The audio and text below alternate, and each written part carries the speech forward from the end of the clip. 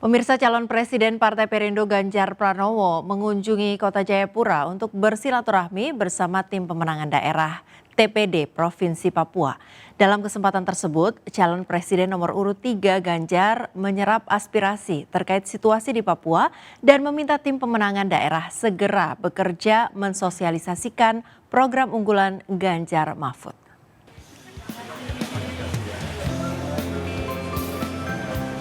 Calon Presiden Ganjar Pranowo tiba di Kota Jayapura dan disambut langsung Ketua Bapilu DPD PDI Perjuangan Papua, Ben-Hur Tomimano, beserta seluruh pimpinan partai koalisi pengusung. Ganjar menyerap aspirasi dari para TPD Provinsi Papua. Mayoritas aspirasi yang disampaikan mengenai akses pendidikan yang belum merata di bumi cendrawasih. Padahal menurut Ganjar sumber daya alam, kemaritiman, dan pariwisata yang ada di Papua sudah baik. Namun akses pendidikan belum terjangkau di semua wilayah.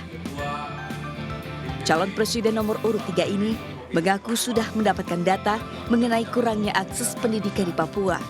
Ganjar berjanji akan mencarikan solusi agar persoalan sumber daya manusia yang ada di Papua bisa teratasi. Terbentuknya tim pemenangan daerah diharapkan dapat bekerja maksimal mensosialisasikan program unggulan Ganjar Mahfud. Ada dua hal tadi yang disampaikan terkait dengan persiapan TPD dan komunikasi daerah dengan pusat, dan sudah disepakati nanti akan ada pola-pola komunikasi yang sudah disiapkan. Kami senang karena dari partai pengusung, dari relawan di sini sudah siap. Mereka tadi minta diresmikan, saya bilang resmikannya sekarang aja, langsung kerja. Tapi Bapak Ganjar sudah teruji. Marilah saya mengajak kita tim koalisi bekerja dengan sungguh-sungguh untuk memenangkan Ganjar Mahfud di 2024. Bersama tim pemenangan daerah, warga Papua antusias memenangkan Ganjar Mahfud sebagai Presiden dan Wakil Presiden tahun 2024. Dari Kota Jayapura, Papua, Darul Anyus melaporkan. Pemirsa, seorang calon legislatif atau caleg dari Partai Kebangkitan Bangsa Kabupaten Pasuruan, Jawa Timur menyerang sekolah milik rekan caleg dalam satu dapil. Pelaku terekam CCTV membawa senjata tajam dan merusak sekolah. Penyerangan sekolah di lingkungan Magersari, Kecamatan Pandaan, Kabupaten Pasuruan, Jawa Timur yang diduga dilakukan seorang caleg terekam CCTV. Dalam video, caleg muda asal Partai Kebangkitan Bangsa berinisial TW terlihat membawa 2 pedang dan menyerang sejumlah orang. Namun aksi pelaku mendapat perlawanan dan memancing warga sekitar hingga akhirnya babak belur dihakimi massa. Sementara itu akibat ulah pelaku, jendela sekolah mengalami kerusakan. Insiden perusakan sekolah yang juga milik caleg PKB Wasik Rahman Hansah ini diduga dipicu rebutan suara terbanyak di satu daerah pemilihan. Apalagi diketahui pelaku TW dan Wasik sama-sama maju sebagai caleg PKB di Dapil 6, meliputi Prigen, Sukorejo, dan Pandaan. Namun bedanya Wasik merupakan caleg petahana, sedangkan TW baru mencalonkan diri sebagai caleg. Menyerangnya ya hanya lempar-lempar lewat kaca jendela yang pecah. Sampai pada akhirnya kita dorong-dorongan, begitu pintu agak buka agak lebar, saya masukkan meja anak ngaji itu biar pintu nggak tertutup. Atas nama ketua partai saya mohon maaf ya bahwa salah satu caleg dari kita ada masalah dan ada kesalahpahaman ya, hingga kami mohon dipahami karena saking semangatnya mungkin hingga ada gesekan di internal partai ya. Sementara itu tidak ada laporan dari pihak korban atas kasus ini karena rencananya akan diselesaikan secara kekeluargaan. Dari Pasuruan, Jawa Timur, Jaka Samudra Anyus melaporkan. Jenderal Agus Subianto resmi dilantik sebagai Panglima TNI. Agus menggantikan Laksamana Yudo Margono yang akan memasuki masa pensiun.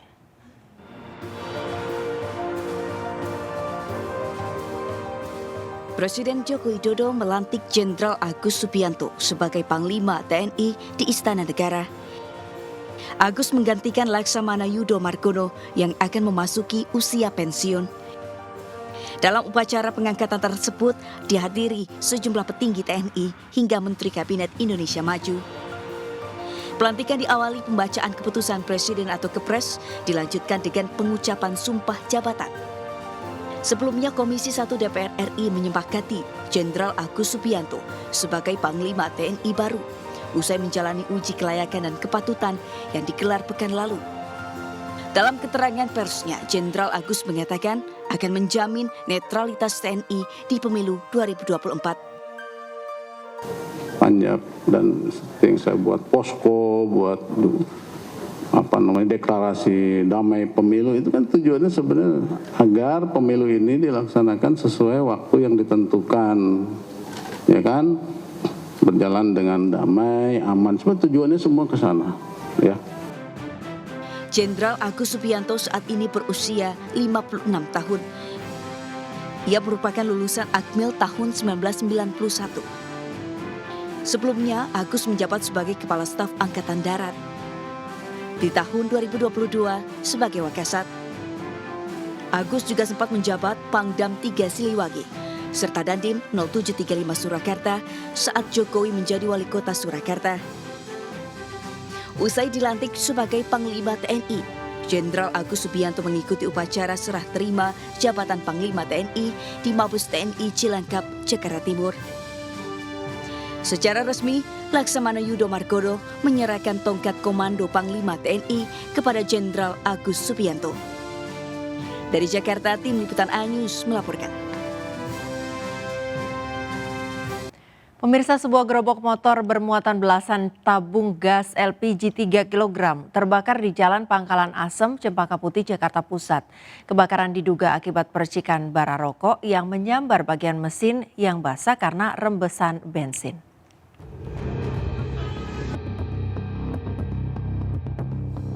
Api berkobar hebat dari sebuah gerobak motor yang membawa belasan tabung gas berukuran 3 kg di Jalan Pangkalan Asem, Cempaka Putih, Jakarta Pusat.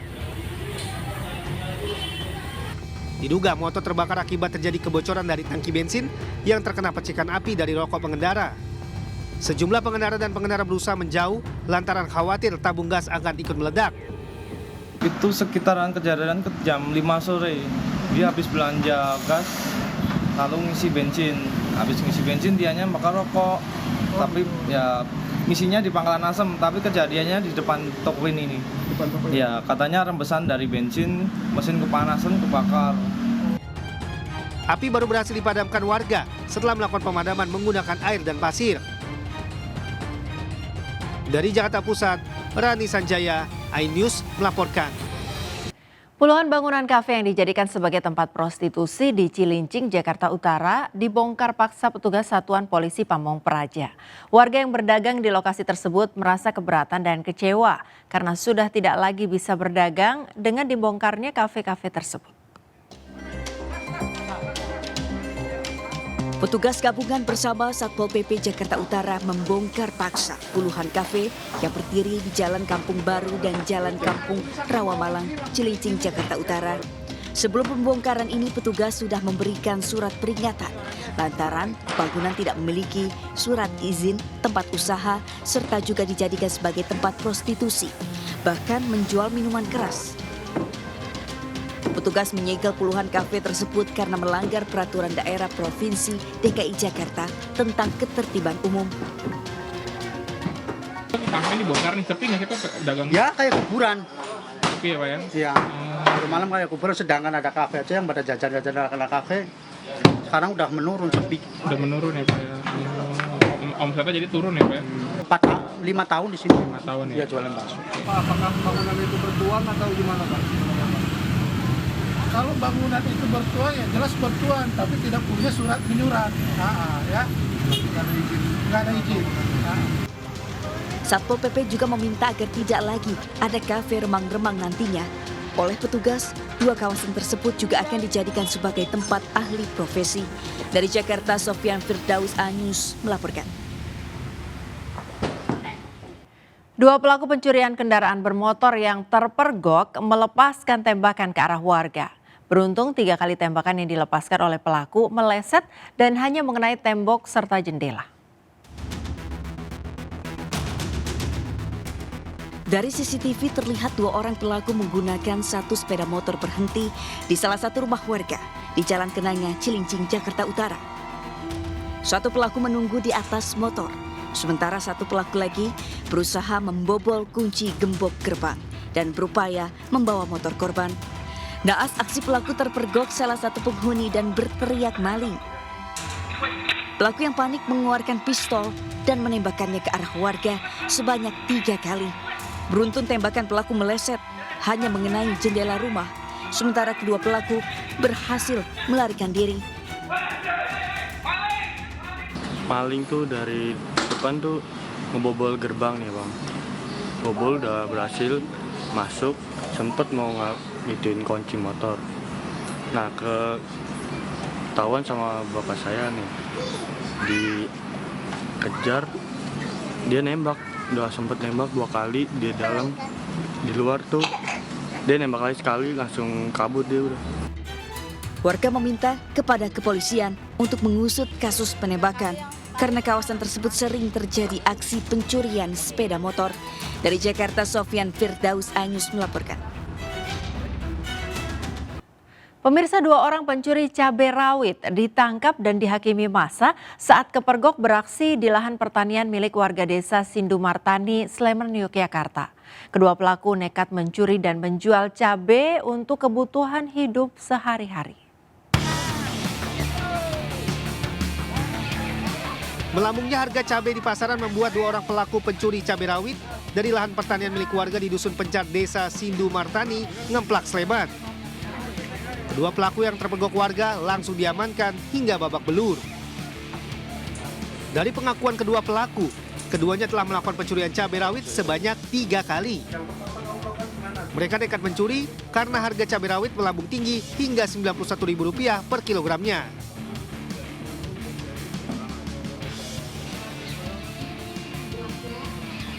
Rencananya, cabai hasil curian itu akan dijual dan uang hasil penjualannya akan digunakan untuk keperluan hidup sehari-hari. Modus yaitu pelaku mengambil cabai dengan cara dipetik, kemudian dimasukkan ke dalam karung plastik berwarna putih. Itu. Kalau motifnya apa ini Pak? Motif yaitu faktor ekonomi karena hasil curian ini rencananya oleh pelaku itu akan dijual untuk memenuhi kebutuhan hidup sehari-hari.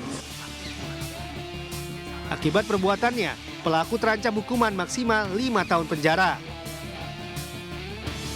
Dari Sleman, Yogyakarta, Heru Trijoko, iNews melaporkan. Pemirsa, warga Kabupaten Blitar, Jawa Timur digemparkan dengan penemuan kerangka manusia terkubur di dalam rumah. Kerangka manusia diduga korban pembunuhan tersebut ditemukan oleh pemilik rumah baru saat akan merenovasi bangunan.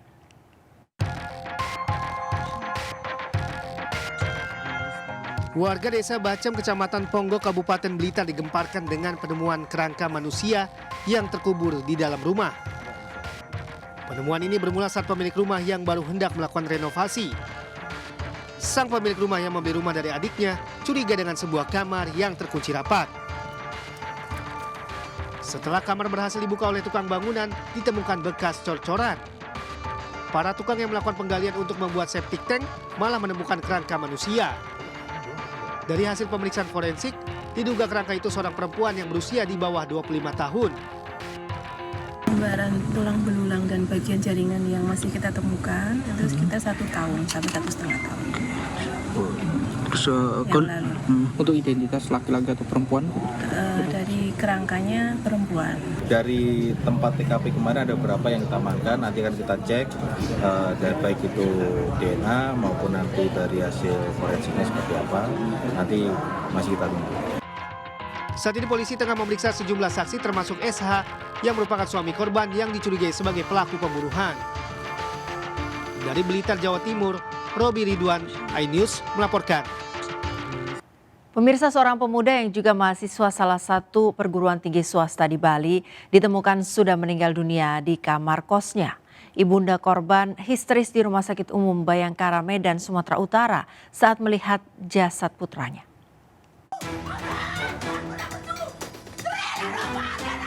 Orang tua mahasiswa salah satu perguruan tinggi swasta di Bali berinisial STN ini histeris saat menyaksikan kondisi jasad putranya di Rumah Sakit Umum Bayangkara Medan.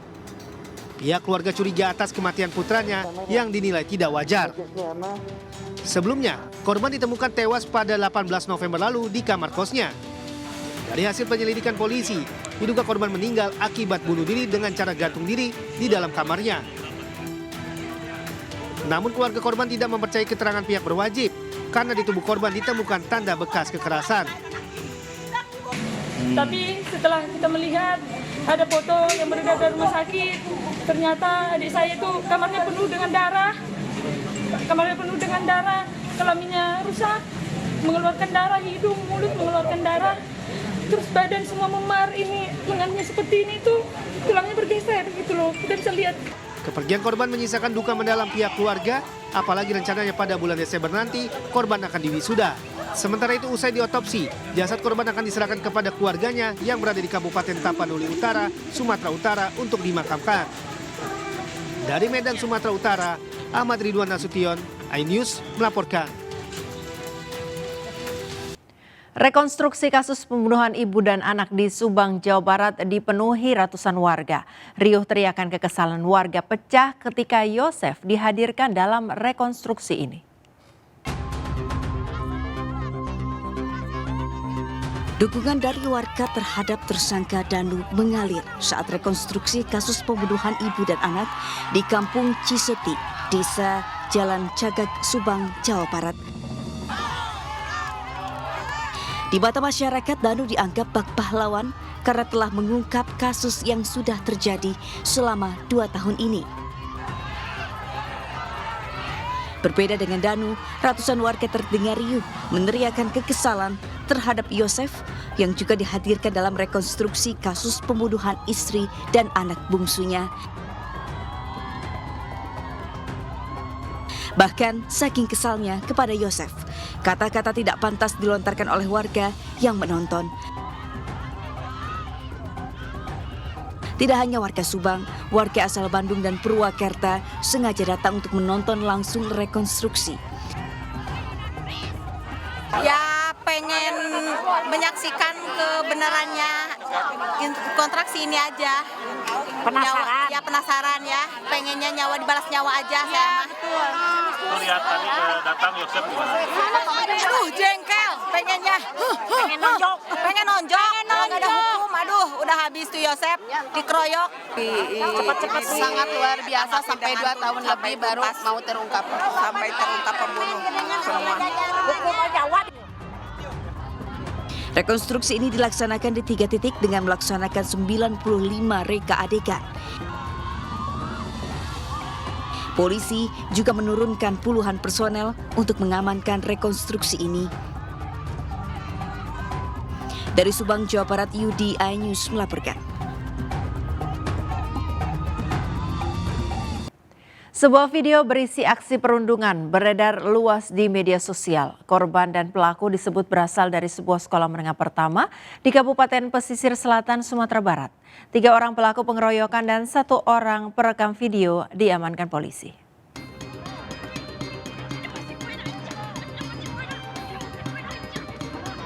Seorang siswi SMP menjadi korban perundungan dari 3 orang siswi di Kabupaten Pesisir Selatan, Sumatera Barat. Korban mendapat tindakan kekerasan seperti dipukul, ditendang, dan dijambak hingga terjatuh. 3 orang pelaku pengeroyokan dan 1 orang perekam video berhasil diamankan polisi di Mapolsek Koto 11 Tarusan. Pada saat sekarang ini perkara tersebut sedang kita dalami dan sedang kita mintai keterangan terhadap korban dan pelaku yang ada dalam video tersebut. Jadi saat ini untuk pelaku korban yang ada dalam video tersebut sudah kita kantongi namanya dan sudah berada di Polsek untuk kita ambil keterangan oleh penyidik kita. Hingga saat ini belum diketahui apa motif terjadinya aksi perundungan tersebut dan ketiga orang pelaku masih menjalani pemeriksaan di Mapolsek Tarusan. Dari Pesisir Selatan, Sumatera Barat, Budi Sunandar, iNews melaporkan. Diduga panik saat gempa berkekuatan 6,6 mengguncang wilayah Maluku Utara, Seorang pekerja yang membongkar menara tower jaringan seluler terjatuh hingga tewas.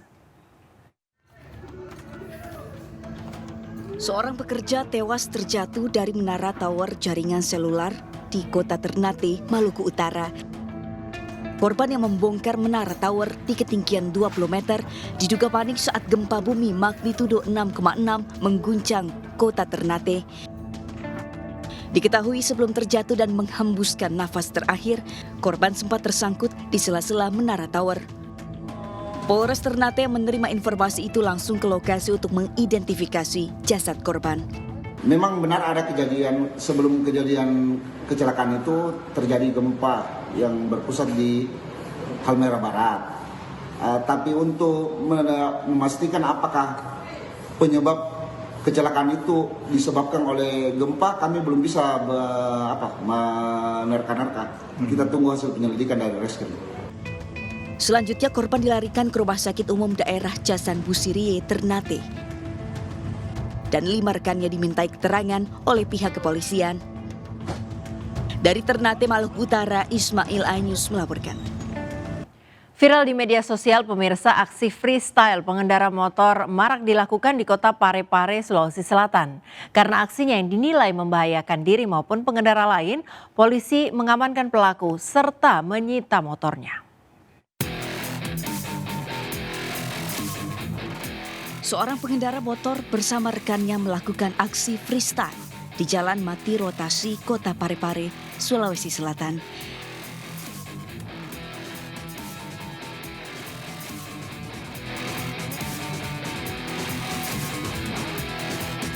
Pengendara motor ini mengangkat ban depan motor sambil melaju kencang di jalan raya tanpa menggunakan helm.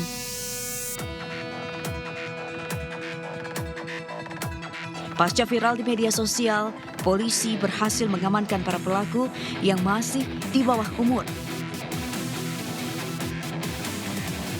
Diduga mereka sengaja melakukan aksi tersebut untuk membuat konten media sosial. Karena ini adalah membahayakan freestyle, termasuk freestyle dia bisa membahayakan dirinya sendiri.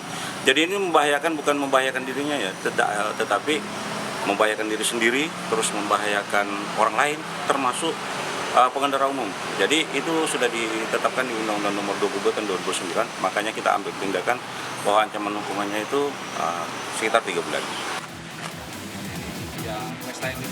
Sebagai efek jera, polisi kini mengamankan kendaraan yang digunakan dalam membuat konten aksi freestyle tersebut. Dari Parepare, Sulawesi Selatan, Erwin Eka Ainus melaporkan.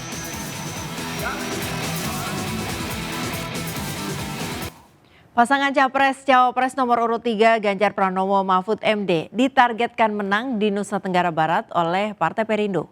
Partai Perindo mulai memetakan langkah politik dan strategi pemenangan dengan melibatkan seluruh kader.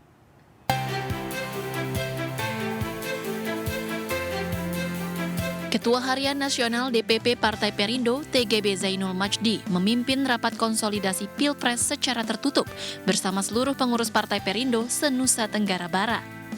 Rapat digelar untuk membahas pemenangan pasangan nomor urut 3 Ganjar Pranowo Mahfud MD di NTB. Rapat juga memetakan langkah politik dan strategi pemenangan dengan menurunkan seluruh kader untuk memperkenalkan Ganjar Mahfud ke masyarakat. Kami di TPN dan kita semua termasuk teman-teman Perindo itu lebih banyak turun ke masyarakat untuk mengenalkan Pak Ganjar dan Pak Mahfud dengan rekam jejaknya yang memang sangat kuat ya. Sementara itu, pengurus DPD Partai Perindo Kota Yogyakarta bersama Partai Koalisi Ganjar Mahfud menggelar pertemuan untuk bersama-sama menandatangani struktur pengurus Tim Pemenangan Daerah Ganjar Mahfud MD. Struktur akan dikirim ke Tim Pemenangan Nasional untuk disahkan sebagai bagian Tim Pemenangan Daerah Ganjar Mahfud. Kita sepakati hari ini finalisasi dan penandatanganan Tim Pemenangan Daerah. Dan kita sepakati juga untuk Ganjar Mahfud, kita komitmen untuk kota kita akan penuhi 70% kemenangan untuk Ganjar Mahfud. Partai Perindo Kota Yogyakarta juga siap dan akan turun ke lapangan serta bekerja secara maksimal untuk memenangkan pasangan Ganjar Mahfud. Tim Liputan iNews melaporkan. 3 relawan Medical Emergency Rescue Komite Mercy Indonesia yang ada di Rumah Sakit Indonesia di Gaza dikabarkan dalam kondisi sehat dan selamat. Berikut keterangan Ketua Presidium Mercy Indonesia, Sarbini Abdul Murad. Pada kesempatan ini kami ingin mengklarifikasi bahwa sekitar jam 6:30 ya, atau jam 5:30, kami mendapatkan kontak dari sumber kami dan kami juga langsung bisa berkomunikasi dengan salah seorang relawan yaitu Saudara Reza, dan kami menanyakan informasi mereka dan kami sempat berbicara dengan mereka, dan Reza mengatakan bahwa sekarang mereka bertiga ada di RSI Gaza, ya, di Beit Lahia, dalam kondisi yang sehat dan selamat, dan sekarang lagi menunggu proses evakuasi ke selatan. Dan mereka ditemani oleh 600 warga yang masih berada di Rumah Sakit Indonesia, menunggu proses evakuasi ke selatan. Wisata Waburi Park menawarkan keindahan tebing tinggi dan laut. Informasi selengkapnya kami hadirkan sesaat lagi. Tetaplah bersama kami di Buletin iNews Malam.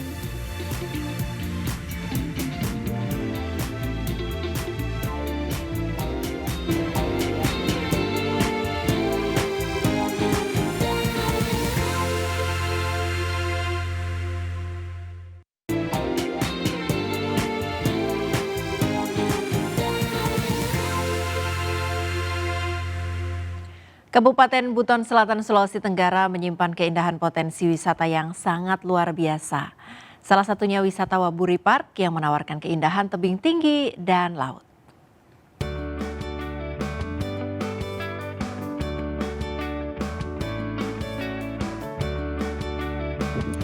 Terletak di Desa Gaya Baru Lapandewa, Taman Waburi merupakan kawasan wisata yang menyajikan keindahan alam berupa laut pantai dan tebing. Kawasan ini menjadi salah satu primadona di Sulawesi Tenggara dan menjadi magnet bagi para pelancong, terutama penikmat keindahan alam tebing dan pantai. Sepanjang pagi hingga malam hari, para pengunjung datang untuk menyaksikan eksotisme alam dari atas tebing. Pertama kali sampai sih, ya satu, view-nya bagus, spot fotonya dapat. Sebenarnya kalau mau dibilang kayak simple sih, hanya titiknya hanya beberapa, cuman kalau pintar dari pengambilan gambarnya itu sudah bagus sekali.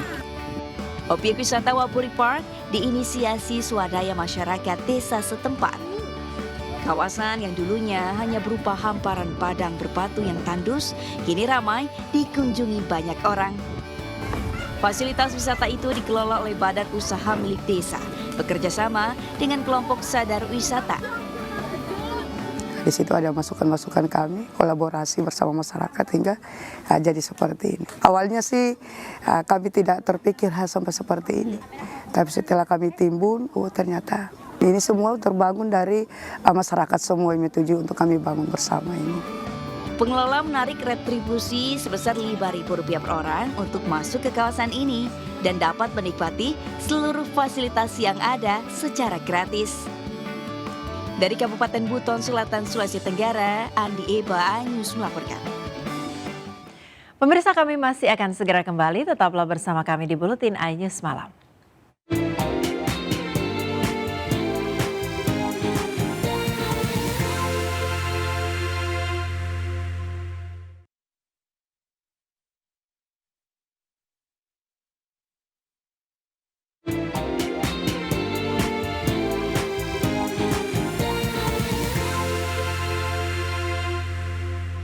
Inilah akhir jumpa kita hari ini. Mari ulurkan tangan Anda untuk berbagi kebaikan kepada sesama bersama MNC Peduli melalui nomor rekening di bawah ini atau dengan scan kris berikut melalui aplikasi uang digital Anda.